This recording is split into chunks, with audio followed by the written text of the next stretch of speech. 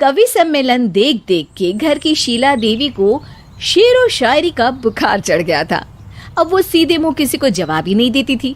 उनके पति और उनका बेटा तो काम करने घर से बाहर चले जाते थे और उनकी शायरी झेलनी पड़ती थी बहू रेणु को।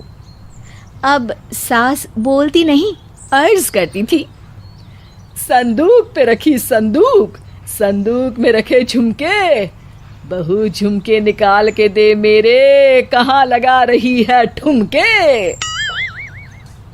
माँ जी, झुमके तो आपके निकाल दूंगी मैं, लेकिन आपके दिमाग से ये शायरी का भूत कैसे निकलेगा?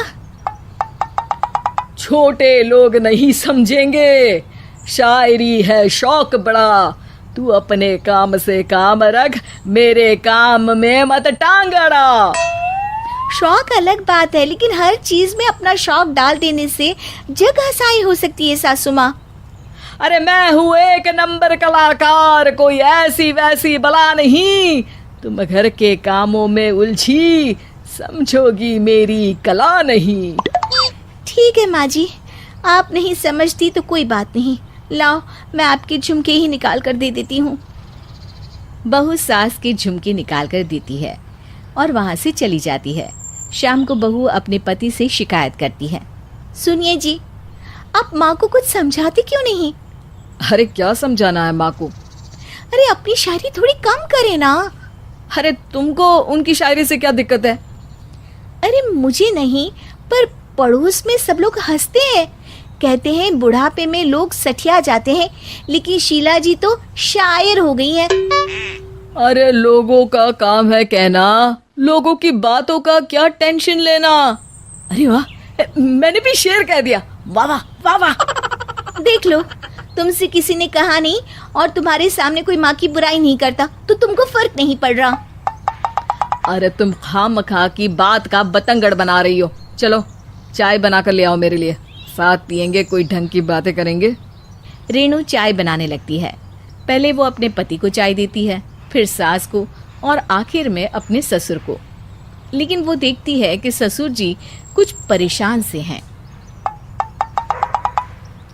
क्या हुआ ससुर जी, कोई बात हो गई है क्या? अरे तेरी सास बात बात पे शायरी करती है। कल मैंने पूछा कि खाना खाया तो तेरी सास ने क्या जवाब दिया पता है? अरे गलती की और आरोपी ने कोड़े खा लिए फटाफट, खाना तो नहीं पर पकोड़े खा लिए झटाझट। अब बता क्या जवाब दूं इस बात का? वो तो सभी से शायरी में ही बात कर रही हैं, मुझे भी समझ में नहीं आता कि क्या करूं मैं। बेटा उसको उसी की भाषा में जवाब देना पड़ेगा। मैं तो आम बातचीत में भी उसके सामने कुछ नहीं बोल पाता, शायरी में क्या बोलूंगा भला।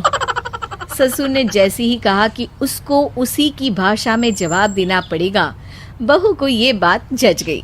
अगले ही दिन वो शायरी की कुछ किताबें लेकर आई और शायरी की प्रैक्टिस करने लगी ताकि सास को उन्हीं की भाषा में जवाब दे सके। उसने दिन रात एक कर दिए। एक दिन सब साथ में बैठकर टीवी देख रहे थे, तभी रेणु सबके लिए बिरयानी बनाकर लाती है, लेकिन सास को बिरयानी भाती नहीं। कौवा करता काऊ काऊ, चिड़िया बोलती ची ची, इतना खराब बिरयानी बनाई है कि मुंह से निकले छी छी। बस इसी मौके का तो बहू को इंतजार था, क्योंकि अब बहू सास को उसी की भाषा में जवाब देने के लिए तैयार थी। माँ जी, हमको अपनी ये बेकार शायरी ना सुनाइए, जैसी भी बनी है बिरयानी चुपचाप खाइए। ससुर जी और रेणु के पति ने रेणु का जवाब सुनते ही जोर से ताली बजाई और सास ने जब रेणु का शायराना जवाब सुना तो उनके गले में बिरयानी अटक गई। बहू ने एक और शायरी का तीर छोड़ा। शायरी में बहू के सामने सास हो जाएगी ढेर, क्योंकि सास मारेंगी एक शेर तो बहू मारेगी 1.25 शेर। सास को छोड़ के सब वाह वाह करने लगते हैं। आज पहली बार सास को नहले पे दहला मिला था और रेणु ने सास का मुंह चुप करा दिया था। अगले दिन रेणु का पति उससे कहता है, अरे वाह, तुमने तो माँ की बोलती ही बंद कर दी, मजा आ गया। अब मेरे लिए कुछ बना दो, खाकर मैं काम पर चला जाऊं। शायरी ही है मेरा जीवन, वही करूँगी जी भर के।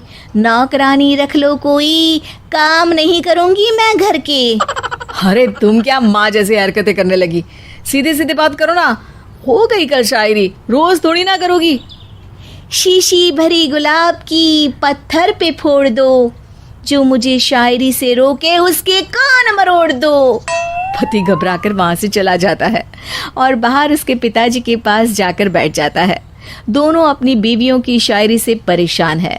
ससुर को पछतावा होता है कि क्यों उसने बहू को सास की भाषा में ही जवाब देने का आइडिया दिया।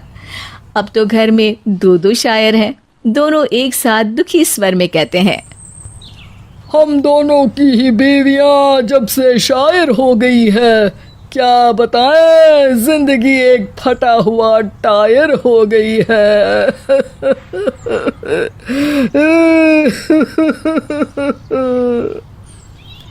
हम दोनों की ही बीवियां जब से शायर हो गई है, क्या बताएं, जिंदगी एक फटा हुआ टायर हो गई है।